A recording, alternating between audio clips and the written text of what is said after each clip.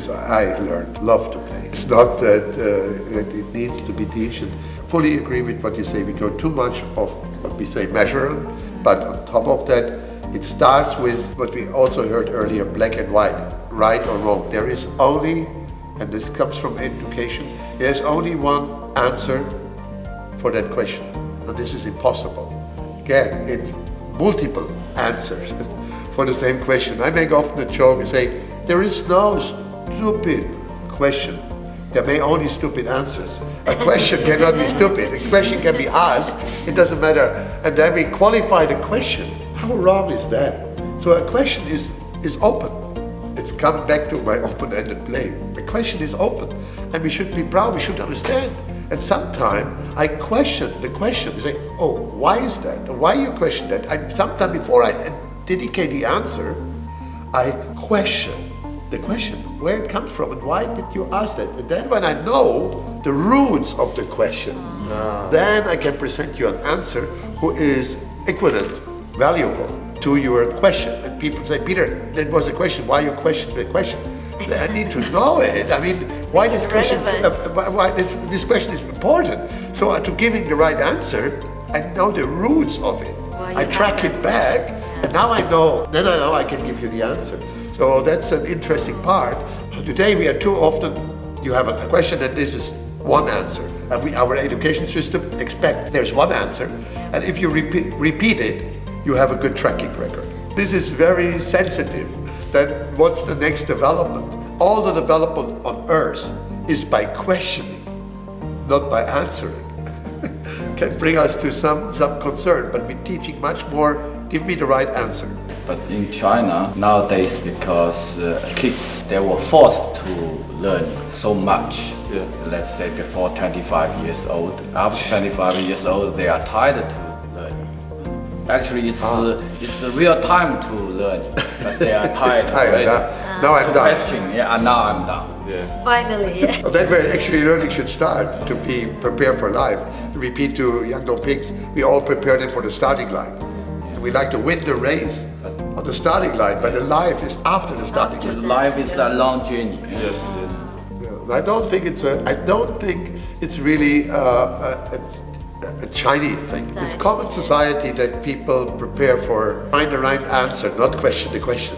It's like, don't go behind the question. Just give me the answer, and give me the answer I like to hear. Then we educate people to just repeat and respond, and then with 25, I'm done. So I am curious because you said you're a person like to question. So what kind of experience brings you this character? And what's your childhood experience or stories that can share with us? Good point. When I was a child, I thought I have a problem with my teachers. As I questioned, I prepared on day one when I wasn't in the kindergarten. I told you, really, our family was quite poor. So I wasn't in the kindergarten, but school was monetary, so I have to go to school. And when I went the first day to school, I prepared a whole list of questions. In your mind? Yeah, I had them all in my mind. I had them all listed down. I thought by myself, if I get answers for that question, maybe I raise another 20 or 30, and I think in 2 or 3 years I can be done. This is what I thought. Teaching could be finished. And then I went to the school, and they asked us to sit there, and I raised my hand. And they, why you raise your hand? My parents told me when I asked a question, I need to raise my hand. But I didn't ask any question. No, I have the question. I need to learn. This is a school.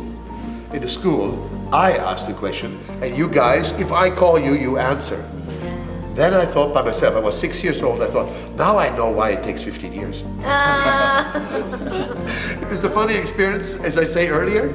I thought I had a problem with my teacher. But the truth is, I do believe in my childhood time, the teacher had a problem with me. I still keep asking questions. Yeah, if you didn't like the it. teacher had a problem. I agree. You are the teacher. The teacher had a problem with me. I didn't have really a problem with the teacher. I keep asking questions. My teacher said, you drive me nuts. I told you so many times, Peter.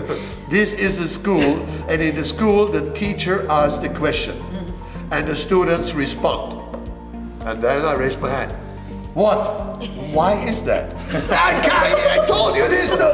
but I drive him nuts. I know now, but when I was a child, it was like, oh, that's a difficult place to be. Yeah. And that this also drives me, maybe, that why I try to develop toys, and why I try to have open-ended play, and why I encourage people to ask questions in our company and find the right place where people can be. Like Bruce and Andy, they work here in this beautiful environment. As they fit to here, somebody else fit to another place. And I try to build a world around and make the best out of the people they could be. And that is often not directly measurable. Sometimes the result you can see after 3, 5, or 10 years. But there is a result. This is what I deep in my heart believe. And therefore I encourage people, try it and try something different. And that is also, I feel, why our company can be so multicultural. We have people from 30 nations in our company, and different people, different opinion, different view on different things. And I like this dialogue of this morning here on our session. We have people from different backgrounds and different countries, and still we have a common sense of debating. Yes. It's interesting.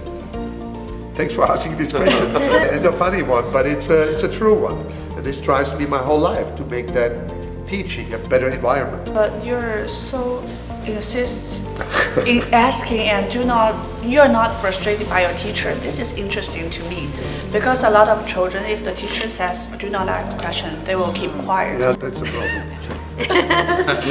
More and more children become quiet. From the personality, huh? Yes. Because you insist asking. Some kids would be stopped. Shut inside Yeah. if they are Yeah. ignored or they are not answered. That's a good. Personality too, yeah. It's good that my grandparents was exactly like what you wished about your son. Being honest, being respecting others, all what you say, what scientists find out. Yeah. My grandparents teach me all that I should have all these elements, and I trust it. Goethe lived in 16th century.